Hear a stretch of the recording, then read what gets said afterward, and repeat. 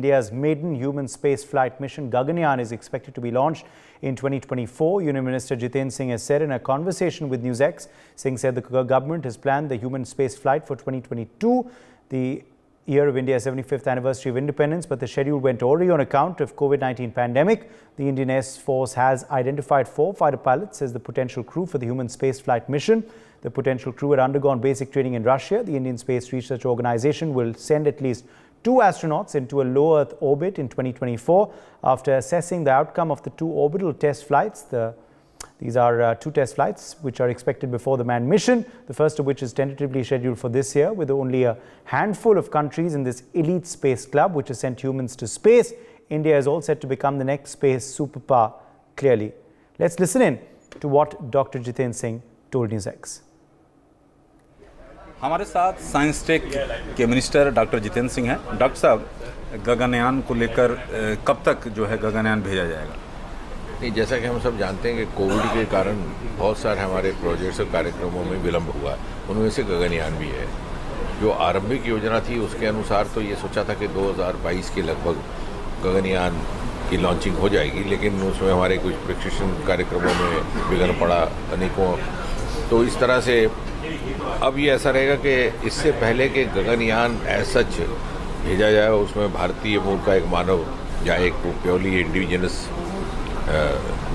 Mission है, उससे पहले 2 ट्रायल मिशंस होते हैं। और अभी जिस प्रकार से योजना बनाई गई है कि एक ट्रायल मिशन अगले वर्ष के आरंभ में और फिर दूसरा ट्रायल मिशन जिसमें कि रोबो भी रहेगा, एक फीमेल रोबो वायुमित्र, वो अगले वर्ष के थोड़ा सा उसके बाद फिर संभव हो पाएगा, या तो अगले वर्ष के अंत में या फिर 2024 के आरंभ में, कि गगनयान बाकायदा अंतरिक्ष में जाएगा। तो जो लोगों की ये उम्मीदें थीं, आखिरकार भारत जो है 2024 तक अपना गगनयान जो है भेज देगा।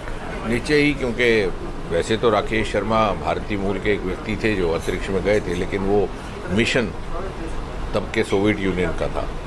तो पूरा, जैसे प्रधानमंत्री जी आत्मनिर्भर भारत की बात करते हैं, तो ये एक आत्मनिर्भरता का भी प्रतीक रहेगा। Tapan Mishra, founder director CISIR Radar Private Limited, Kolkata, is joining us live. He's also former director of Space Application Center, ISRO. Satya Chakravarti, professor of aerospace engineering, IIT Madras, and co-founder Agnikul Cosmos and the E-plane company, is also with us on the broadcast. Also with us live is Wing Commander Praful Bakshi, former chief spokesperson, Indian Air Force, Group Captain V.N. Jha, senior scientist and former joint director, DRDO, is also joining us live. Siddhartha, strategic thinker and earth scientist, also is joining the broadcast. Okay, let me quickly draw in Siddhartha also at this point. Siddhartha, your first comment on this announcement by Dr. Jitendra Singh on NEWSX, and also, the takeaways of what he has said. Gaganyaan mission, where will it propel India's space program to? Thank you so much, Udayji.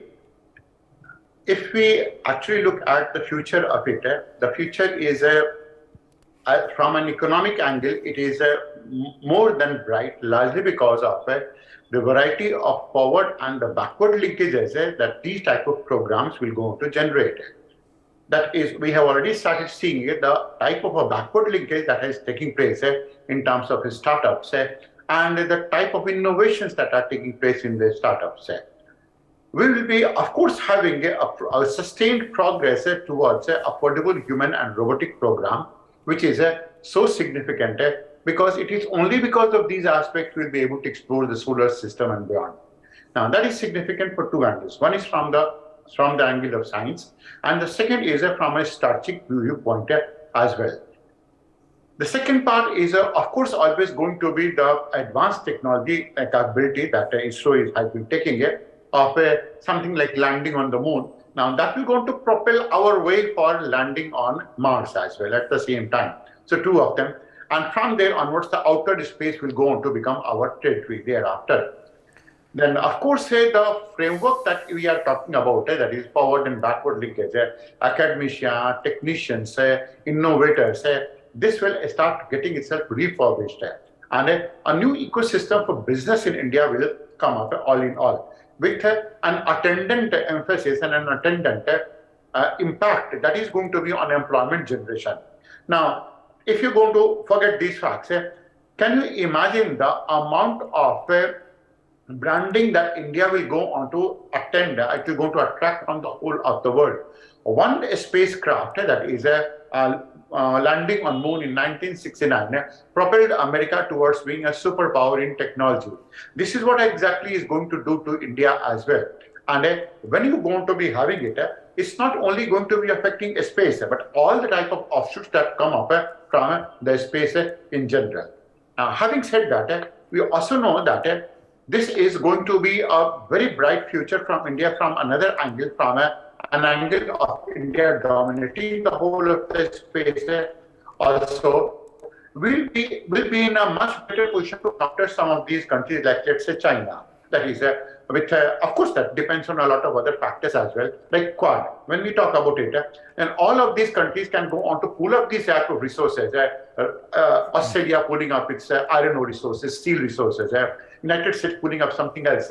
India will go on to pull up its cheaper manpower in this case. So when you take a look at the future of it, there can't be anything brighter than that in the whole of the country. There are only three sectors: education, health, and space. Space is one part where entry of India has been almost at a middle level, considering the type of advantage India has in terms of lowering the cost of space operations, considering the type of offshoots India is able to generate, considering that India is always going to be in a position, super position, to take the mantle forward in outer atmospheric problem solution also. And at the same time, in the era of global warming, you know that these satellites can go on to do, and not only satellites, a lot of things can go on to do a lot of work, which will be able to let us know much better about the depth of the cloud, the type of precipitation, confined precipitation. It will go on to, once we link it with the district level broadcasting and forecasting, it will lead to a new generation of weather forecasting as well in the country. Okay, let's leave it at that. My thanks to all of our guests for joining us.